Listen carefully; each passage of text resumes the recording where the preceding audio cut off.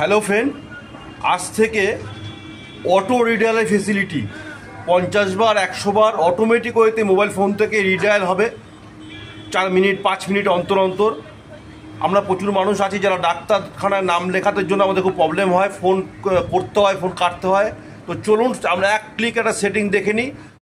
আমরা চলে এসেছি স্ক্রিনে প্লে স্টোর থেকে আমরা একটা অ্যাপ ডাউনলোড করবো।